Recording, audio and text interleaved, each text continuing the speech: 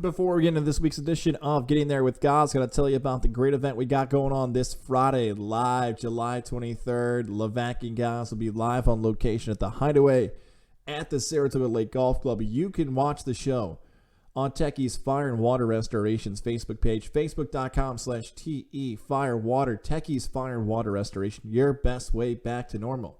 TEFirewater.com. Fire, mold, water damage to your house. Techie's Fire and Water Restoration is the people to call, people that you can trust when things are going wrong. Have their information in store for you. Follow them on Twitter, by the way, at TEEast518. Social media, Techie's Fire Restoration.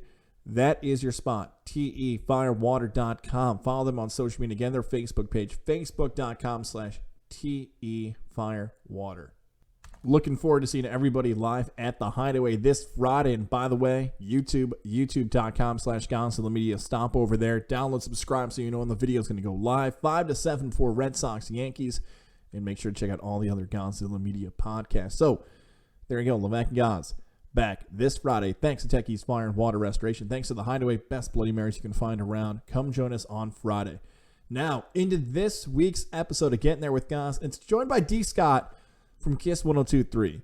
Once in a while, we edit these podcasts just to make sure. Maybe someone coughs. Maybe there's a lag. In honor of D. Scott's podcast, Inside the Mind of D. Scott, we're not going to edit anything. Too real, too authentic, uncut, in the realest way possible in honor of D. Scott. Let's do it. Another episode here of Getting There with Gods, talking about the career journeys of media members, coaches, athletes, business owners, and more. We got a radio guy on this one, so you know I'm excited. Right in the heart of what I feel, my guy D. Scott from Kiss 102.3 is joining us. D. Scott, let's go back to the beginning. A young D. Scott, 6, 7, 8 years old. When you were a kid, what did you want to be when you grew up? And was it that same dream job when you were 18 years old? No, absolutely not. I don't really think radar or radio was ever really on my radar. I used to, every kid liked to play like whatever. So I had like a little radio that I would set up music and kind of do talkovers and stuff like this at my grandmother's house in South Troy. But it never really dawned on me that, hey, radio would be a thing until here's the funny thing. I still don't know what I want to be when I grow up. I still really didn't know that at 8 or 9. Like as a kid, I was your typical kid. I was into sports. I played a lot of baseball growing up. Turns out I was not as good as I thought I was. The dream did not come true, and I did not play left field for the Yankees. Around that time when I would have been there, some guy named Ricky Henderson was like playing left field. And then, actually he was my favorite player growing up, but still one of my favorites. But then, just turns out that I don't have the arm for it. I don't hit well. I'm not that fast. So it was like, all right, so what do we want to do? As I got older, it still really wasn't. I was always into music. When like talking with friends, once I got into radio, they're like, it really makes sense that you ended up in radio. And I was like, was I kind of like a jerk or something? What do you mean? Like, because there's that stigma of like radio DJs kind of being either like quirky or dorky or jerks for the most part. And they were like, no, you were just always walking around with headphones on. You were always listening to music in school. And I was like, yeah, it just never really dawned on me. I actually wanted to make music and get into making music. And at the time, music production really wasn't as in the forefront like it is now, where you can kind of go online, learn how to do all that stuff, or, go to some of these schools and do stuff like that. The only thing that like came across my path, maybe it was sent to me this way, was the New School of Radio and Television. Yeah, it had nothing to do with making music there whatsoever. Nothing. But that's where I ended up going. And then here we are 21 years later, still doing radio. I love the creative part of this business.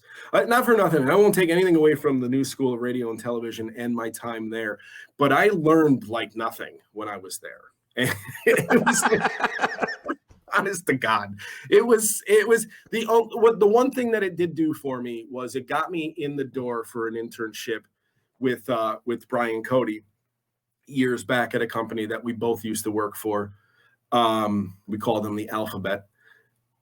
And that was kind of it. Like, you can't, as far as I'm concerned, and I mean, I don't want to take too many of your questions away from you, but radio personalities are radio personality. You can't teach a personality. And that was one of the things, like one of the shifts that we had in the new school was the on-air work. And it was like, we used to get air checks afterwards. And Walt Adams was one of my instructors, and Tom Hahn. According to Walt Adams, I was the greatest thing he had ever heard. According to Tom Hahn, when he air checked me, I was terrible. I'm like, I don't understand what's going on. I'm like, Walt said I'm great. Tom basically destroyed everything I did during my shift. And for me, radio, it all comes through doing it and kind of finding your niche in this business, and kind of just finding a way to be yourself on the air and to have fun while you're doing it. Yeah, the preference, the style, finding that confidence, that swag, whatever you want to call it. For those on the visual side, I have to point this out because you mentioned your favorite player was Ricky Henderson. Yeah. You went to South Colony. Yep. Your hat is on backwards. And a lot of people are like, wait a second, is that Levac? Like, there's like something about South Colony where all those things you just said fit my co-host here on Godzilla Media, Levac and Gaz, as Levac. Like, I think that's a part of this, D. Scott. Like, something about South Colony. Bobby Fish isn't even a WWE guy. He's a South Colony guy, too. Like, yes. You guys got all, like, some type of... Explain that for people who don't know what we're talking about outside of the Capital Region, what South Colony is when it comes to these personalities with you guys. Well, for one, me and Levac is a Raider fan. I'm a Cowboy fan, so we do differ there. Ironically, both of our teams are terrible, but that's besides the point. When I started liking the Cowboys was in the 90s, and they weren't bad. They were pretty good back then. Really good, yeah. I don't know what it is. I mean, there are a few of us. Bobby Fish in NXT with WWE, that was really, really just something that blew me away because it's ironic that I don't have a very close friendship with Bobby. When we were much younger, we were friends. We played T-ball together, stuff like that. But then as we got older, we kind of grew apart, and he ran with a different crowd than I did. But we do share the same birthday. And what's really weird is his mother and my mother were roommates at St. Peter's Hospital. Whoa. Yeah. And so I can literally say that I've known Bobby Fish my entire life. And I take absolutely no credit for his success in WWE. And Levac and I don't know, man. I just kind of, but we're the only three that I can think of from the school that have really done anything like this. I know a ton of people that are extremely successful in their own fields. One of the guys that we did graduate with, Joe Tremarchi, is part owner of Albany Physical Therapy, which is right on Central Ave. But Joe was a stud athlete, played basketball, baseball, kind of geared away from baseball because he was really focused on basketball, started playing varsity ball his sophomore year, went to Quinnipiac on a free ride,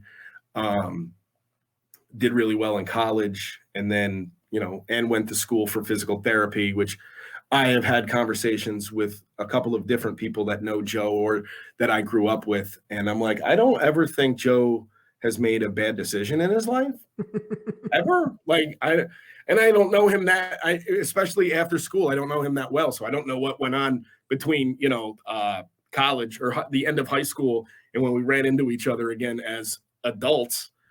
Because I think Joe's an adult, but I'm relatively sure I'm just the age of an adult. Dude, it's radio, and I think maybe that's one of the things. Like, I've never had to really grow up when it came to work. That's the short right there. Work, like work on the clock. I tell people all the time, like, this is a profession. There's podcast platform. You're doing something. Dude, your feet looked at the clock, man. Like, I know, like, I'm leaving at like 5:30. Never thought about that stuff. Your feed just got really weird. What the hell just happened? I think I think the NSA is listening to us, is what I think. Okay, I'll pause and then let that cut and reset. Hang on. Did you hear what I said or no? I heard noise. Okay, hang on. Let me reset it then. Hang on. Here we go. Yeah, when you talk about radio, it's like, that's not work, like it's right. What you love to do. It's your passion. You don't look at the clock besides like if you have to hit a commercial break or anything else like that to be like, okay, like, now I have to do it. Let's circle back, though. You mentioned Brian Cody, because I worked with him. You worked with him. Let's talk about that internship. How did you actually work your way into that internship, your first step into radio? The news part of the new school curriculum is to do X amount of hours as an intern. And Brian went to the new school of radio and television as well, which, by the way, is just called like the new school now or something, or I'm not even sure. So he had a relationship with the instructors and the president of the new school. And what ended up happening was I was kind of leaning towards doing a top 40 format or a CHR format, and Brian was doing nights on a top 40 radio station. So they reached out. Brian said, have him come in. We'll chit chat, whatever. We kind of hit it off. And from there, my internship was probably one of the easiest things that I've ever done, because I literally like hung out with Brian for like 3.5 to 4 hours a night in the studio, watched him work, and then kind of jumped on the air with him every once in a while. He was like, dude, let's talk about this, or let's talk about that. So, and back then you kind of had the freedom to stop the music in a music sweep. Like right now with the trend that's in radio, we're not supposed to quote unquote stop down the music. We're supposed to always keep that momentum going with the music. And that's why we just go song to song. You hear us talk at the end of a song into the intro of a song. We're trying not to stop the momentum of the station. Well, back then we didn't care. So Brian and I would talk for like a minute and a half in the middle of a music sweep about whatever we wanted to. And we kind of went from there. And I remember the last day of my internship, he showed me how to edit a phone call, it was the only time he showed me how to do anything. So everything else, and I'm kind of glad that it worked out that way, because I've always been a watch and learn kind of guy. And I can read, I'm literate, but I don't learn by reading or having someone kind of tell me things. So I would watch Brian run the board. I watched him edit phone calls. He was a whiz at editing phone calls when he was doing nights. I would assume, actually, I think he's probably taking live calls in the morning show still, because he was when he was doing mornings at the Alphabet. And he puts me in front of the Shortcut 360, which was the editing machine that we had then before Vox Pro and all these other things came along. And he goes, here, why don't you edit this phone call? And so I did. Like, he didn't even have to tell me what to do. I just kind of did it. And he looked at me and goes, how'd you know how to do that? I'm like, I've been watching you for like 4 months, dude. It was like it really wasn't hard to figure out. And that was the thing. Like, we only needed, let's say, 90 hours for an internship. I did somewhere in like the 360 hours. Like, he just kept bringing me in, and I was like, yeah, dude, let's do it. I was having a blast. The show was extremely popular at night. So I was like, yeah, let's do it. From there, he ended up getting me a board op position with them back when board ops were a thing. All right, so let's talk about the board op thing, because sometimes you're board opping a national show. Your fellow classmate Levax told a story about board opping the Howard Stern show. What was your board opping situation? Was it live shows on location? Was it nationally syndicated shows? And what times and what hours were you working for that first paycheck? You actually are getting paid to be in radio now. My first board op job was a dual kind of thing. It was Backtracks USA with Kid Kelly from 6 to 8 in the morning on Sunday. And then from 8 to noon, American Top 40 with Casey Kasem. Everything was on CD, nothing. So it was literally just, let's see, I think Backtracks was 2 CDs that were like maybe 2 to 3 cuts each CD. Cut would end. I would have to, they would run their 1.5 to 2 minutes of national commercials. I would have to fire the local commercials. Local commercials end. I go back to the next cut. Same thing with American Top 40. And then what was great was, excuse me, during AT40 with Casey Kasem, we used to give away the CDs that the show came in on, because what a great prize. Why would you not want 4 CDs that are, a total of 4 hours long with national commercials and everything on them?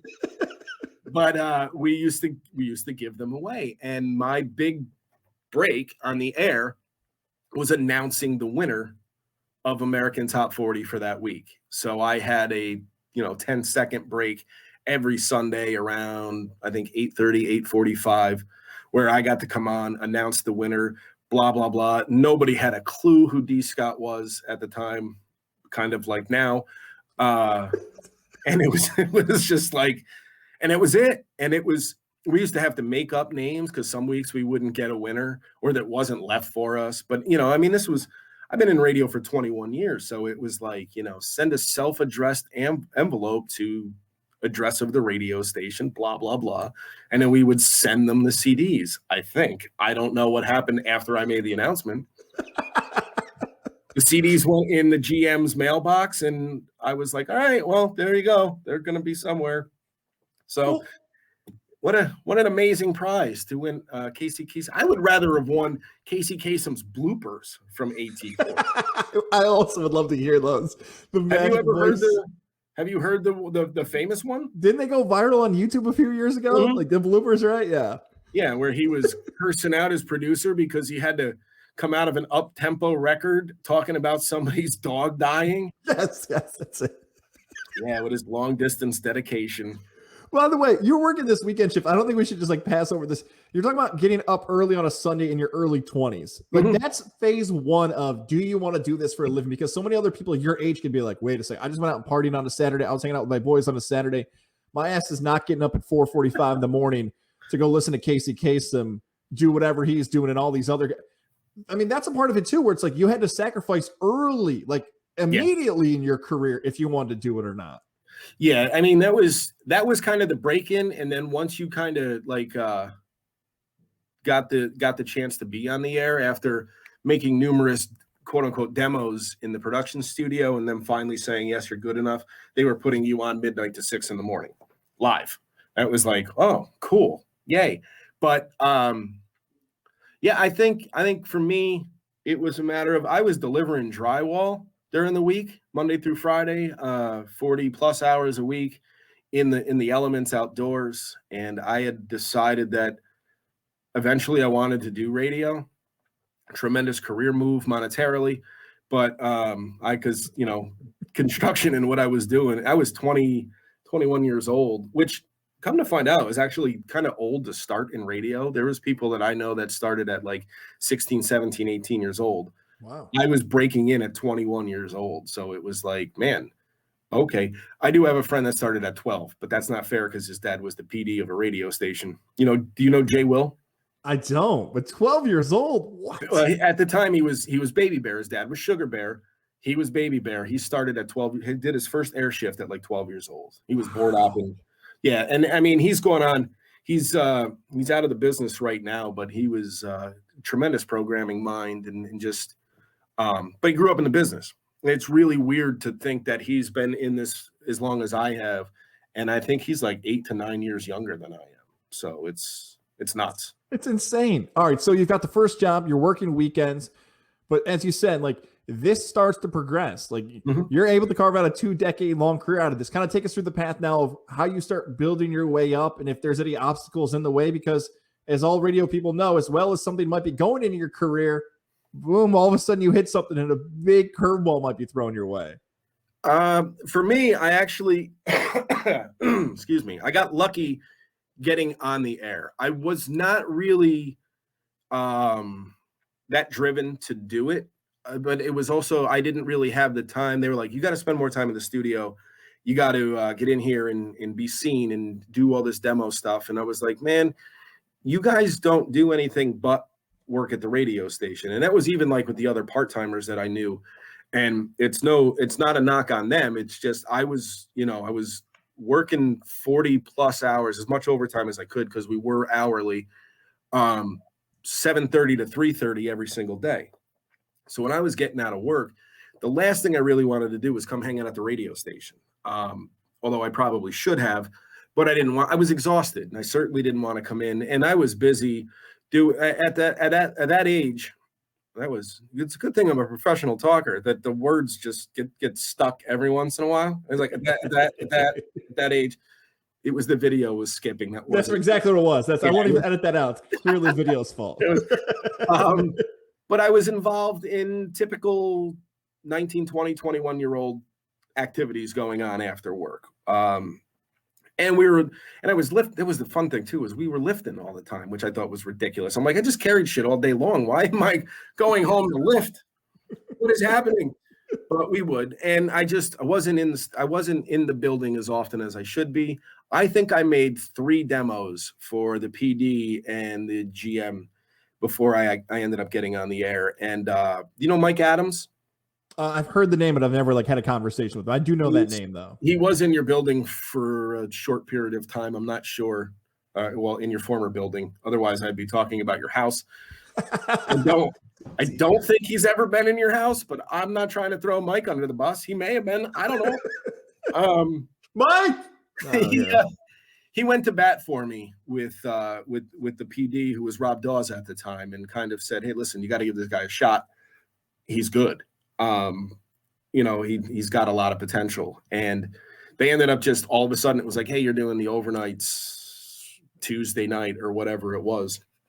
Which, the one piece of advice, if there's anyone that's listening and or watching that wants to get into this business, the words "no" kind of leave your vocabulary, which goes for anything. I mean, radio is not exclusive to you. Just, say yes no matter what it is when you're getting into an industry. If that's what you want to do, you're not going to be remembered in a good light if you're saying no to things. I said yes to whatever it was. I was working some overnights, midnight to 6 a.m. I would go from the radio station to the drywall company that I worked at, sleep in my car for an hour and a half, and then work my day, and then completely crash at 3:30 when we got done. But there was a few nights of that, but the overnights were live overnights were a lot of fun. As weird as that sounds, right until about 4:30 in the morning, when during the week the morning show started coming in, and you kind of back then you shifted from being like the overnight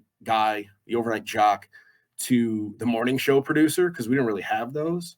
So it was like, hey, you got to record the news. I had to run over to a different radio station and record the weather from Channel 6, run back to my radio station and like either fire the next song and or talk.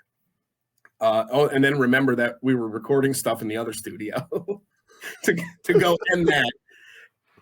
Edit what was recorded in the shortcut, plus we were recording stuff on DAT at the time, I think it was. And then we were also recording news cuts that came through our feed in the studio and we were playing CDs. So everything, we were live. There was no automation system in place other than what was running commercials. So everything was being done in like 3.5 minute increments. It was quite the time to be alive. It was exhausting, and I would sweat, and people would come in and I'm like, I'm sweaty. Sorry. The early 2000s radios, like I talk about these eras, right? The 90s, it felt like that term of Stern and what's going on with top 40 is a whole different era than the early 2000s. And you're talking about, you have all these opportunities, by the way, to leave. Like, hey, I'm sleeping in my car. I have a job I'm doing here. I can just be done with the radio thing and be a regular, normal human being and sleep when I'm supposed to sleep. But right. You love doing this and being entertaining and being on the radio and talking about some of the great artists that are performing in this early era of the 2000s. You have all these chances to be like, all right, today's the day I'm done. Like, I'm quitting. Like, this is so stupid. I'm not going to run around at 4:30 in the morning.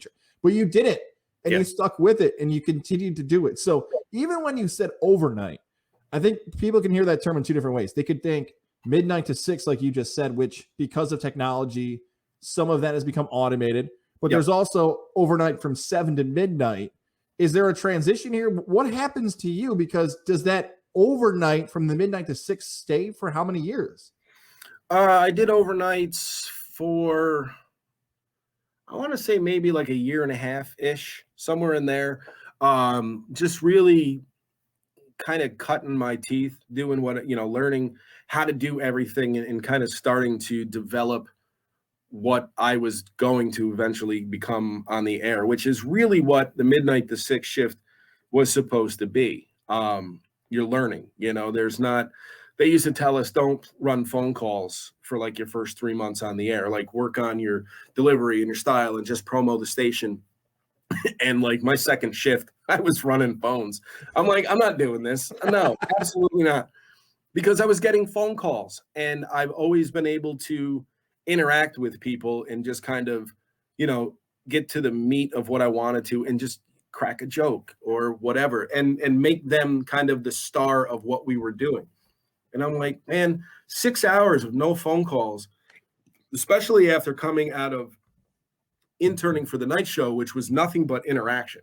It was all phones. And I think Brian was probably running 4 or 5 phone calls an hour, where that now it's like, okay, you're going to do 6 hours of just talking. I'm like, the hell I am.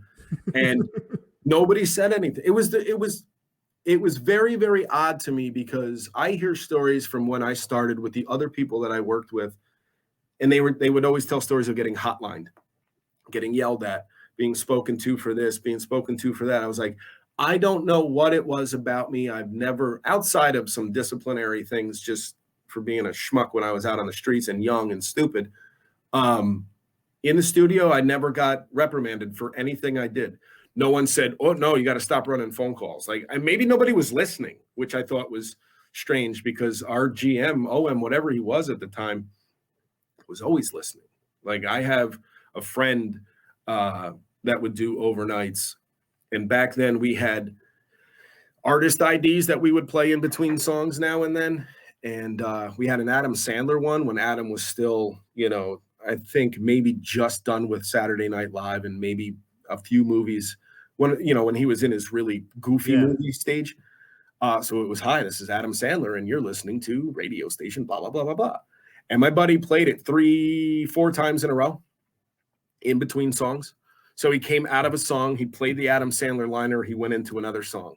After that other song was done, he played the Adam Sandler liner again, and then played another song. After that song, he played the Adam Sandler liner again, which in turn led to him getting a hotline call and a meeting Monday morning in the boss's office. And I'm like, dude, I understand why you got in trouble, but I think it's hilarious. But I understand why management felt differently about that. I was like, I have that kind of sense of humor. Management isn't. So yeah, and even to explain that term, like you're talking about hotline, like everyone knows what you mean by like the boss calling. But what people don't realize in radio, there are actually 2 different numbers in front of you. Like there's a caller number that just the callers hear when you're listening to radio, and there is a separate number that only guests and your boss knows. So almost imagine like you're in school and doing a test, and you see something buzzing, and like, oh my god, my teacher just catch me cheating. Like, how do they? Oh no! There's a secret button, secret code. So yeah, when you see the hotline flash, you just know, like, oh god, I'm in trouble. It was the worst. It was always the worst. And the funny thing was too, I never got hotline to get yelled at, but every time that light flashed, which also for people that aren't in radio, we don't have phones that ring here, just blinking lights, because God forbid we're on the air live and the phone actually rings. That turns out it's like, oh, there's live radio, so we have blinking lights everywhere. And it was rare that it went off, but when it did, it was usually not someone calling to yell at me about something. It was just kind of like, there was the one time it got called and I was on the air, and I think it was the night Aaliyah was killed in a plane crash, or maybe it was Left Eye, the night that she was killed in her plane crash or something like that. And that was like the only time I've been on the air during a tragedy that I had to announce. And I'm like, they're like, you should make an announcement. I'm like, it's 3 a.m.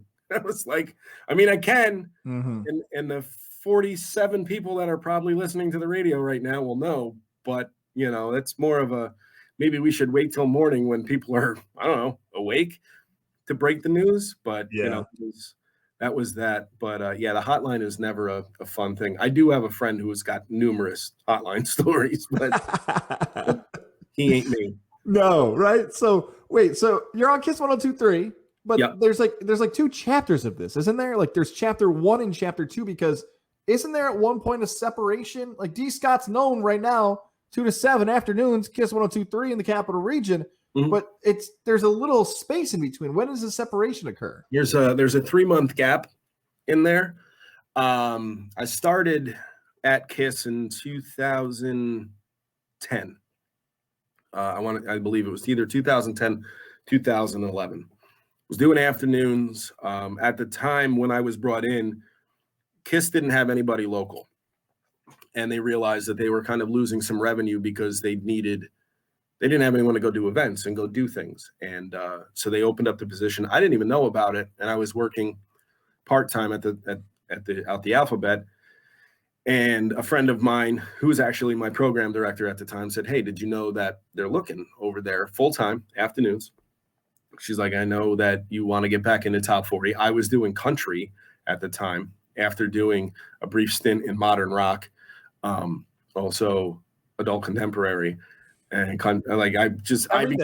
I went from like doing nights to becoming the swing jock on like 3 different radio stations, all different formats. It wasn't confusing at all. I had no idea. 2 of them were happening. I was doing like noon to 3 on one station, which was an adult contemporary station. I had an hour break, and then I was on 4 to 7 on the top 40 station. I was like, wow, there's a vast difference in the 2 different personalities that I need to put on. That said, so I sent my demo and my resume over, and I believe there was a number of people that applied for the job, which I found out much later on, and I ended up getting it, doing afternoons on KISS. That turned into becoming assistant program director at the radio station and still doing afternoons. The only live personality that we had, the only local one, because we have Elvis Duran in the morning, Ryan Seacrest, and then our night guy was national, and did well, kind of, ran myself all over the place, doing the best we could with what we had. And then due to circumstances beyond anyone's real control here, we went through a RIF, or reduce, and whatever the hell RIF actually stands for. I just hear it all the time, so I'm like, I can use that term. Yeah, RIF. It means layoffs. Yeah. I'm not sure what RIF released, reduce in force. I don't know. Team. Reduce in force team, I believe. Oh, sure. Sure. So I was let go. Let's put it that way. I was let go. I had a severance package, everything else. It was nothing that I had really done. It was just kind of a decision was made, and off I went. And so I took a 3-month hiatus. And I was actually at a job fair, or it was like an on-the-spot hiring thing that I knew where I was. I knew a couple of people that ran the place, and I went in and did my interview. It was a call center. I ended up leaving there with 2 different job offers, and I actually ran into Terry O'Donnell, who was now doing afternoons and was programming KISS 102.3. He apologized to me immediately. I never thought he had anything to do with me getting let go. It was just, but he felt bad. He goes, "Dude, what if I can bring you back into KISS and have you do nights?" And I'm like, "Yeah, man, let's do it. Like, why not? Let's give it a shot." He ran it up the flagpole. His immediate supervisor and his immediate supervisor's supervisor were on board. We had to convince the market president. I sat down with her, convinced her. Next thing you know, I'm getting back in just as my package runs out. I'm coming back into the building, and I'm doing nights on KISS 102.3. And then and that's what we did. It hurts my brain to think about this, because now getting to know you a little bit more, how are you not more pissed off? Like, were you? I was hurt, more so because it was like, oh damn, like what am I gonna do now? Because I was in the crossroads of, do I want to do radio anymore? Do I not? I was never really angry about it, only because I've been in the business long enough, and at that time it was a good 15 years in the business, 16 years in the business. I had seen what goes on. I knew full well what I was getting myself into when I accepted the position and where I accepted the position. And I kind of always figured I would, I was like, I'll figure it out and I'll catch back on somewhere, some way, somehow. But no, I was never really like pissed off about it. It just, I think for me, it didn't make sense for me to be angry, because it really wasn't going to get me anywhere. You know what I mean? I was like, I could be mad, But what am I going to be mad at? Who am I going to be mad at? Because the decision's really not coming from here. It's coming from up the ladder. Right. So some people, you mentioned Elvis Duran. Some people may know Elvis Duran from your station, from his, multiple markets now, especially people listening outside the markets. Don't you have a run-in with Elvis Duran at some point? And it's actually a very positive one when he came to the Capital Region. Yeah, we did an event with Elvis. We did this thing called the Elvis Duran Toy Van with a car dealership here in the Capital Region. And basically what it was a toy drive. And we kicked off this whole thing at the dealership. We brought Elvis up from the city, which is, it was a rarity then to get him. It's an even bigger rarity now to get him because he is, pulled in so many different directions at this point.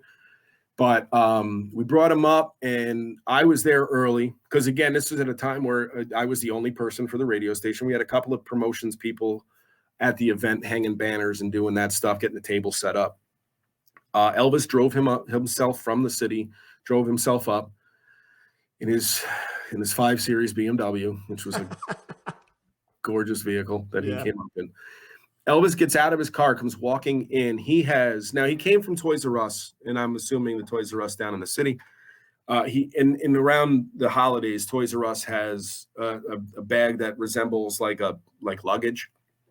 So it's 3.5, 4 foot wide. He's got 4 bags filled with toys that he bought and brought up. And he's carrying these bags in, and his fingers are turning purple because he's cutting off the circulation. So he says, "Hi to everybody." I introduce myself. He goes, "All right, so what do you need me to do?"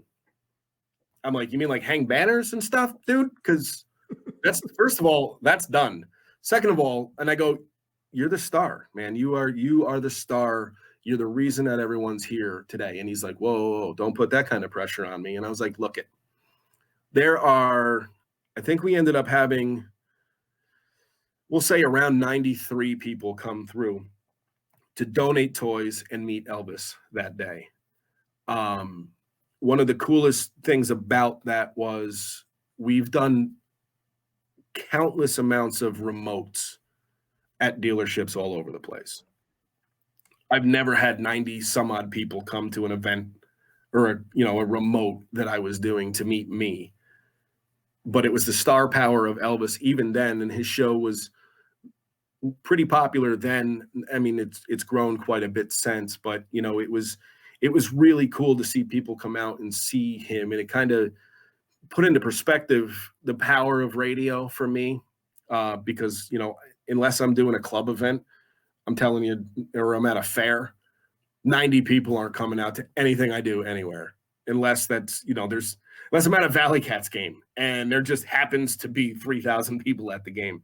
They certainly didn't come to see me. Just so happens there's a baseball game going on that I happen to be at. So it was cool. Well, it's very cool to hear people who have continued to have that national success like Elvis Duran has, who, this especially, I know this, there are so many people in our industry, whether it be radio, podcast, media, that have monster egos, and to hear, at least in that event, he didn't, is a very cool thing to hear. Now, D. Scott, you're being very humble because you're acting like you're not a big deal and no one knew. Look, I've told this story to many people, and I've told you this, I'm going to tell you it again, because I told you a little bit before we taped, and I think it's worth hearing again. I moved out to the Capital Region, and my show, when I was hosting on 104.5, the team was in the afternoon. So I would flip through the stations, and I caught you on KISS 102.3, and I didn't know who you were, right, but I knew there was some guy hosting with this person who was calling the invisible co-host Margaret. And I'm telling you, I am laughing out loud in my car. And I'm like, who the hell is this guy on KISS 102.3 doing this bit with an invisible co-host Margaret? And come to find out, I asked Levac, you guys went to high school together, and I could not get enough of it. I actually want to find a cut and somehow get to be allowed to use it if I could. But please, for those who aren't from the Capital Region, who probably think I'm talking insane right now, walk us through what the hell was invisible co-host Margaret, and where'd you think of it? So what ended up happening was when they brought me back on to do nights at the station, we wanted to come up with an idea or a bit that was just different. There's other local night shows that, like when I was on at night, I wasn't live. I'm not live in the afternoon. It's just part of the radio business at this point. And the other shows were live. So we're like, what can we do just to draw attention? So Terry O'Donnell and I were sitting there just, kind of brainstorming stuff. And somehow we came up with the idea, since we couldn't afford for me to have a co-host, what if I did this shtick kind of like a morning show, 2-person, kind of like you and Jeff, except the other person on my show was not there. It was just me having a conversation. And we built it off of the Low Budget Night Show, which was, we have no money for the show. Like it's a rarity that the lights are on. Just all kinds of just broke. Like, I don't know why we decided to go with this. But it worked. Clearly it had an impact on you. And I kind of brought in this invisible co-host, Margaret. Not sure why I decided on that name, other than it was like the oldest white lady name I could come up with. And I would have full-blown conversations with invisible co-host Margaret on my breaks. And it was like, I would pause. I would ask her questions and pause, and then react to her response that nobody heard, including myself.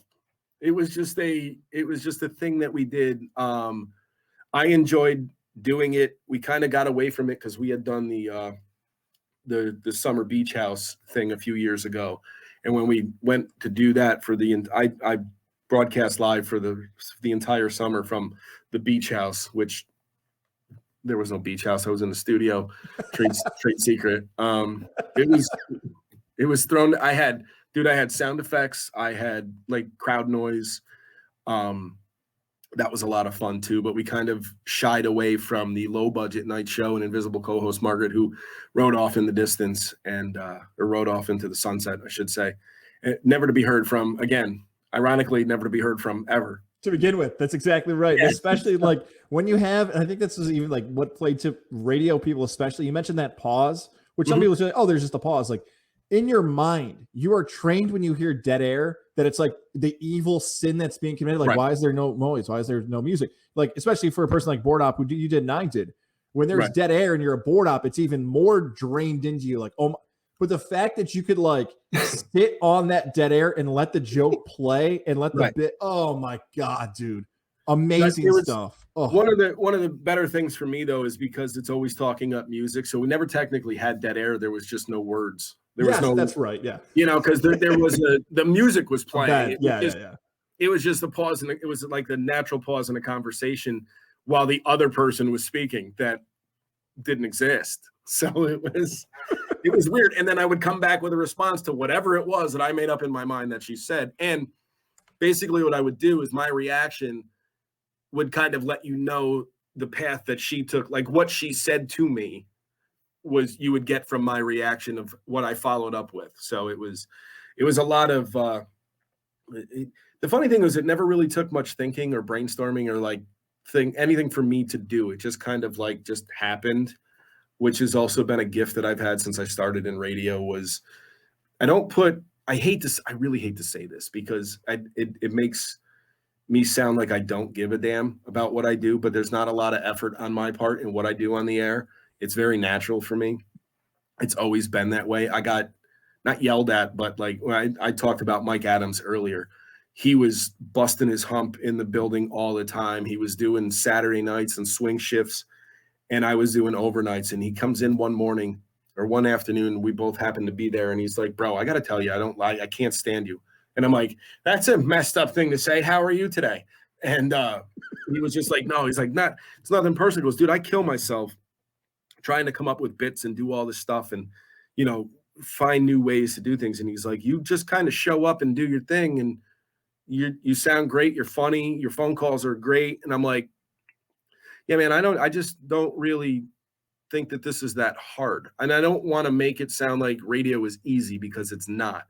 It's just something that has been natural to me since I really started getting into it. No, it totally makes sense. I know what you mean by the answer because it's actually a perfect segue for this because we're talking about like the music industry, the radio future, where it's if you're yourself, you have your own personality, you have your own style, you're still going to stand out. When we're recording this in the summer of 2021, radio, and this has been going on for 10 to 15 years of the business, people are moving away from it. These spots that you've talked about don't exist anymore on a local level. So I hope this question comes off as more optimistic than pessimistic. And I feel like I might have already answered the question for you, but are you still optimistic by those types of things, like especially the music industry in particular, where there's going to be openings and opportunities for people on a local level to show off that personality? I think actually, I'm pretty optimistic with the business as a whole. Because I don't want to. It's a tough one for me to say. I think we need to shy away from the extremely corporate stuff that goes on in this business a little bit. I think we need to get back to the local level of what radio can do, and still does. And I have been fortunate to do my entire career in the Capital Region, which I love because I grew up in the Capital Region. I like being able to give back to this community and still be a part of the same community I grew up in. But I think throughout the country, with a lot of more locally, there are locally owned radio stations that are out there that have these opportunities for people to still do the radio, maybe not the same way that we did, because there's no way in hell you're going to get away with some of the stuff that we did. Not a chance. Just no way. Not now.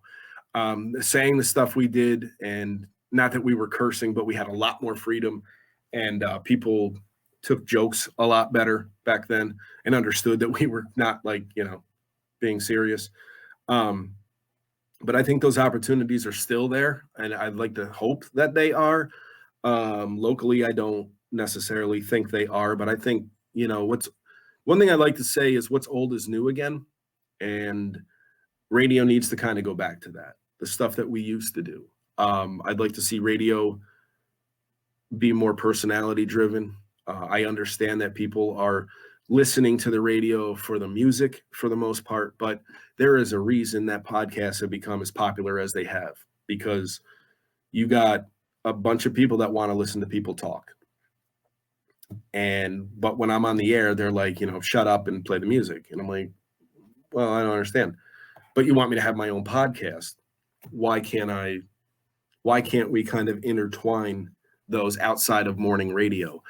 And because of the fact that there's so many streaming services out there, so people are not necessarily coming to radio for the music at this point. But one thing that they don't offer on any of the streaming services, except for the few that actually carry radio stations, as well as you can make your own playlists and stuff like that. Plug to my own app that we have, because you can get live radio on that.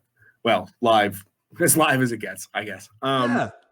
But what they don't have on those streaming services is personalities. And you can't win tickets to a Justin Timberlake concert or a Jonas Brothers concert on a streaming app. They don't have it. They're not giving that stuff away. You might be able to on some sort of click here to enter to win some blah, blah, blah, but they're not giving it away. They don't have a chance for you to go see the Albany Empire on the air. They're just not doing that. And that's what radio still brings. And on top of the fact that when we need to be, local radio is in the community. So if something were to go wrong in the community, a fire, a tornado, a call to action type thing where, radio can kind of rally itself and be on the spot within a day doing a fundraiser for these people and raising, collecting clothes or collecting food, water, whatever the case may be. So I think radio is always going to be here. I think radio needs to get back to what radio was a few years ago. I love that answer. Of all the podcasts I've done, that's truly one of my favorite answers to any question, because even though I'm not on radio now, I'm a radio guy. You don't stop being a radio guy. Right. The mindset, the passion for it, the connecting with people, the local connection, all that stuff. And I feel like you were getting to this halfway through the answer, and I almost stopped you because I knew exactly what you meant about the balance. Yeah. We're at this point now in the industry, whether it's audio, radio, TV, streaming, YouTube, whatever it is, that this balance is between, for these major companies, of, I know why people are coming here. If it's a sports station, you're coming for sports talk, or you're coming for the team. If it's a music station, you're coming for the artists and the singers. But what do I do next? Do I elevate these personalities from a podcast, from a YouTube channel, and say, oh, wow, they have a following. If I hire these people, all their people are going to come with me. Do you build it on their own and say, well, you're on my station, you should follow this? Or do you find some weird in between of, I don't know, we'll figure it out. Just toss whoever on there and just play the music. That's what we're in right now of like, right. Are people coming for the music? Are they coming for the personalities? Can you bring them? And I feel like you and I know the answer because I agree with what you just said. People are coming to win those Empire tickets.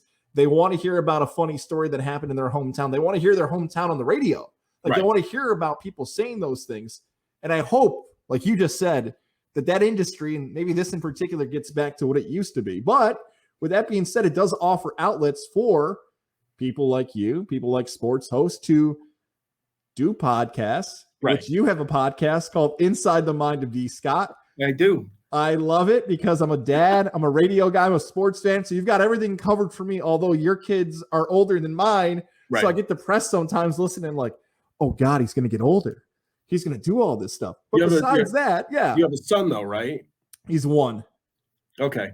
Yeah, I got two daughters, man. It's and when they get older, like especially now, one's 14, one's 18, and boys. Dude, I'm just like, all right, I don't want to hear anything. Please don't talk to me about that. And I do have like my oldest it's too late with my oldest. She's 18 years old. She's been through it. She's don't get me wrong, she's a great kid. But with my youngest, I mean, that's my baby. I have visions of me and a buddy recreating the scene from Bad Boys 2 with Reggie. You know the one. Of course. Google it if you want. YouTube. Yeah. There's a lot of words that I can't say in that, but it was like, that's going to be me and probably my friend Chris. And my kids are like, no. Like my youngest is like, no, don't do that. Anyway, first of all, thank you so much for liking the podcast. I think you're one of, aside from my mom, 3 people that have said, I love the podcast. That's not true. Stop it. Listen, I am very self-deprecating, but at the same time, like you always, and I've said this, 21 years in this business, and I've heard people go, I was out in the grocery store, and so this person said, oh my God, you're so-and-so from the radio station, from the station, blah, blah, blah. And I'm like, 21 years, man, I have never been stopped anywhere that I wasn't working at. And they went, oh, I know your voice. You're D. Scott from this radio station. Never once has someone gone, I know you from your voice. And I'm like, and maybe it's because, and people ask me all the time about my radio voice. And they're like, you have a radio voice. And I never really thought that I did, but I've noticed more so now. And I said, I can't, because my normal tone is a little bit more laid back. I talk kind of slower, but I also don't I'm not excited all the time. But when you're on the air, especially doing a top 40 format, for me, unless I'm talking over a slow song, like Ariana Grande, POV, I don't want to be all up and yelling and bubbly because it's a 14-second slow intro. And I'm like, if I talk like I talk on the radio all the time, I'd have 0 friends because that's annoying. Can you imagine like hanging out with me for 3 hours and all I do is like I'm excited and up and I'm like, woo, all the time? Yeah. And people are like, holy shit, there I am alone again. Okay. Can we turn him off in real life? Is that a possibility? Right. Yeah, only after a few bourbons am I like that all the time. But the podcast is like, I'm telling you, it's you. It's just a train of thought. It is. I don't think it's sometimes you even edit it. You're like, yo, this is my thoughts right here. 15, 20, 25. By the way, it's available on Apple. There's the plug for you. It's just you. It's just you in your life. It's real. That's authentic. It's the stuff that people want to hear about. That I always feel like it's the best content. Zero editing goes into any of the podcasts that I'm involved in. I do Inside the Mind of D. Scott, and I produce one that I'm kind of a part of it's called Psychic on the Scene with Michelle Lyons and Katie Manning Hilton. And we don't edit that either. It's a very free form conversation. With my personal one, there are a variety of topics. I've had guests on, friends of mine, some artists that I thought needed to be highlighted. And then I had one on, I had my best one that I noticed, at least looking at stat wise, was my buddy Matt Halleck, who I'm involved with this. I'm actually wearing the shirt, this HHG. Hey, there you go. We're doing it's a hitting clinic. Matt is really doing it. I'm just helping him promote, and I provide entertainment for him at the hitting clinics by playing music and talking on the microphone. I'm like, oh yeah, I can do that. That's a piece of cake. He's like, yeah, but you can't swear. I'm like, okay. I mean, I'm a professional. I can go a few hours without cursing on a microphone. But him and I talk because we grew up together. I've known him for 40 of my 44 years on this planet. So it was like 2 hours of just stories and stuff like that. And but the ones now, the 15 to 20 minute ones, I kind of give myself an idea of what I want to talk about, maybe like write myself notes on my phone, and I come in and just kind of go. And let me tell you, you guys that do talk radio, God bless yous, because the first time I ever did one that was just me, and I'm like, all right, we're going to rip out 15 minutes. Dude, I went through all my topics, and I looked over while at the recording software, and it said 3 minutes and 45 seconds. And I'm like, hell shit. I'm like, I'm out of topics, and I got 12 more minutes to go. And it's not like I can go, all right, let's go to break, because I don't have those. So it was on the fly, kind of come up with other stuff to talk about. And it's gotten easier since I started doing it more often, although I haven't really been here I haven't done one in a few months, or like a month and a half. I haven't put out a new episode, but I wanted to. But I think what I was doing was I was recording them on like Tuesday nights. And now that it's summer, I play golf on Tuesday nights. It's Tuesday night. I didn't play golf tonight. It hasn't. Did I ruin your golf? No, hell no. I think I did it. Oh, I did it. The secret's out. I ruined D. Scott's golf. The worst. It's all over. I actually turned it down today. I'm actually going to play Friday after work because I'm trying to give Mother Nature a chance to dry out the course. I played last Tuesday, and the constant joke that I keep saying, and it's, pardon me for the blasphemy, is that I know what Jesus felt like walking on water as I walked across because as you walked across the fairway, it was like, I was like, holy cow, yeah, must be what it feels like to walk across the top of a river, because that's all it was. Everything was soaking wet. So, and it hasn't really stopped raining since June. So, at least here in the capital region. So I think we're supposed to have a few dry days. So I'm going to try to play Friday. So no, you did not ruin my golf game. Okay, good. If I was going to play, I would have been like, yeah, man, we're going to have to reschedule for like a different week, because or you'd be on the course doing it on the cart. Right. Like, what do you want, guys? We're still on 7. Come on, it's a par 4. Actually, right. No, I would have been done anyway, because you had stuff going on, and I play anywhere from 5:45 to like 6 o'clock. So depending on what's going, I generally walk the 9 holes, because I like, especially now where it would be cart path only. But if I'd ride, I played one Tuesday. I was done in an hour and 10 minutes for 9 holes. Played by myself. Not a lot of people out there. Played well. I shot a 40. It was 4 over for the day. But it's nice when you're just driving up to the ball. You don't have to think. You just hit and go. And I got there at 6 o'clock, and I was done by 7:10. So it was nice and efficient. Good stuff, man. Yes. And I should probably talk about that stuff I could talk about that on my podcast. Yeah. I should talk about the fact that it's rained 85% of the summer this year. Here's what you do. You put me on your podcast. We'll do crossover promotion. That's how we'll do it. You're like, I need to talk out to fill 10 minutes for me. Guys, what are you doing right now? All right, come back on my podcast. There you go. There's a free plug for me begging to be on the Inside the Mind of D. Scott podcast. Dude, I will gladly have you on. It will not be a 15-minute episode, because whenever I have a guest on, it doesn't matter who it is. It's at least an hour and a half. Love it. You know, we both got stories to share. And so we'll leave that as a nice radio tease. The stories we'll share on the Inside the Mind of D. Scott podcast. We'll close with this podcast, Getting There with Guys. For someone who's listening, who knows, maybe it's in Colony, maybe it's in your hometown right now. Someone's listening on a 2 to 7 ride back from school or from practice. They hear D. Scott and they want to be D. Scott. What's the best advice you can give somebody to get where you are right now in your career? All right. First of all, you need to set your goals higher. Then you want to be me. Jesus. My youngest daughter once said, Daddy, I want to be on the radio like you. And I said, no. It was like, no. I was like, maybe we should, and it's a good thing she changed that. Now she wants to be a doctor, or a physical therapist. So much better than radio. And not to knock my profession, I enjoy being creative and entertaining. To get where I'm at, persistence, a lot of hours, a lot of not saying no. I mean, to this day, I still don't say no to doing things. Just recently, when we did the 4th of July at the Plaza, it was me and my promotions person who also does weekends on our country station here, just the two of us, stage announcements.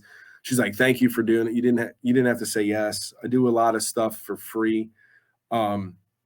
Never be afraid to do anything for free. And you hear a lot of people say, if you're good at what you do, never do it for free. Well, sometimes you need to. We're fighting a battle, at least for my station, where we're up against bigger radio stations. So to get out as much as you can, like I said earlier, don't say no. If you love it, stick with it. You'll figure out a way to monetize it, to make a living out of it, in some way, shape, or form. And never stop looking. I don't want to say never stop looking for the next opportunity for what you're doing, but know what your skill set is and find ways to utilize that the best that you can. I commend the hell out of you for doing what you've done with kind of shifting gears and going from where and what you did. By the way, I loved you and Jeff on the air due to the fact that I was not live and in my car a lot of the times when you guys were on. I could listen to you. It was weird. I could listen to you guys while I was on the air. But I love the fact that you were able to shift the gears and turn what you enjoy doing and what you were good at into your own thing. You made the podcast. You made your media company.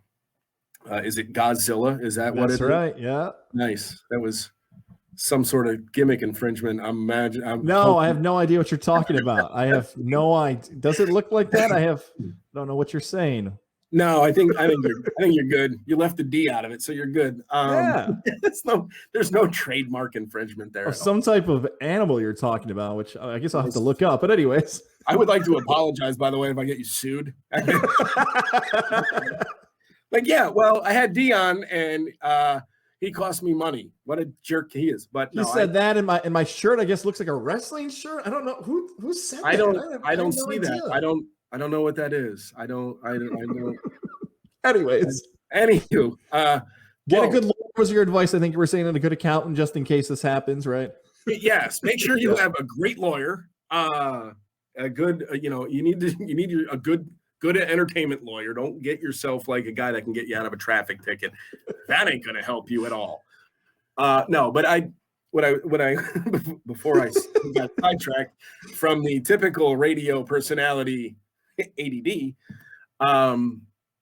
was I love the fact that you were able to do what you did with what you enjoy and make it your own thing. And that's the one thing that I love that about you, and I like to kind of push that to other people, because granted, like a lot of radio people feel like they kind of don't have a large skill set in other things, and they can't figure out how what we do here would translate into something that isn't radio if and when that day comes.